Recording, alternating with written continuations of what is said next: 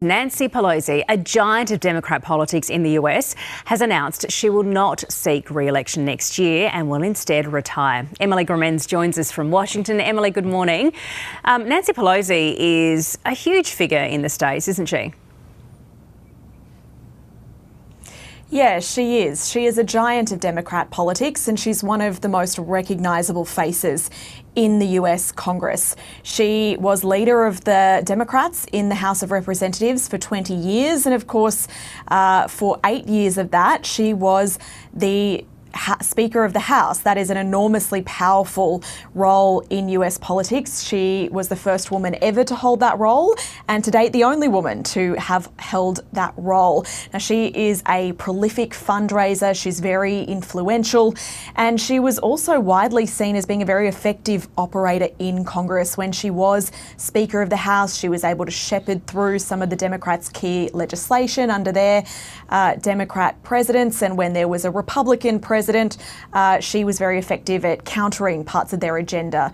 She was Speaker of the House under George W. Bush and at times as well during Donald Trump's first presidential term. People might remember the moment where she very theatrically ripped up her copy of Donald Trump's State of the Union address right behind him in frame in the view of many Americans after he had delivered that speech. She later said that it was an ugly speech, and those kind of political tactics made her a real ire of the right in America. She's a target for the MAGA movement. Donald Trump sees her as a real agitator. He is definitely not a fan, but she is beloved by many Democrats. She is now 85 years old. There had been speculation that she was not going to seek re-election at next year's midterms, and today she's confirmed she won't stand for re-election next year. She will instead retire. She issued a video message today thanking her constituents in San Francisco for giving her the opportunity to serve in the Congress.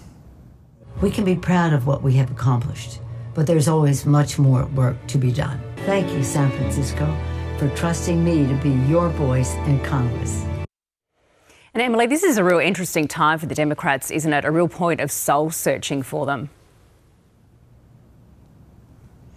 Yes, it's been a tough year for the Democrats. They've really been somewhat in the political wilderness since the presidential election loss to Donald Trump last year. Not only did they lose that election, but they've found themselves really at odds as to how to counter President Trump's wide-ranging agenda. Now, parts of the Democrat base have really been in conflict with each other over the last year. There is people in the party who want to see renewal. They don't want to see so many people of an advanced age in the Congress. They don't want to see members of the ruling elite in the Congress. Now, Nancy Pelosi definitely falls into that category. Not only has she been in power for such a long time, but she also has great personal wealth.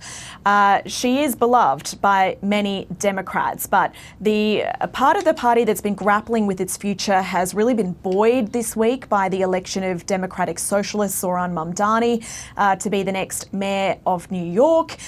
He ran a very progressive campaign, and Democrats, look to him as a bit of a source of hope.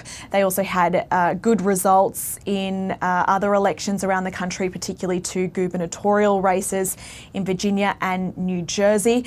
Now, Nancy Pelosi's decision to announce her retirement this week does not seem like a coincidence. She is 85 years old. She will be handing the mantle over to a new generation to represent her in her San Francisco seat. Even before she'd announced her retirement, some people had already announced that they would challenge for that seat. So this could be a moment where we see a changing of the guard begin to happen, with the party establishment starting to step aside for new leadership.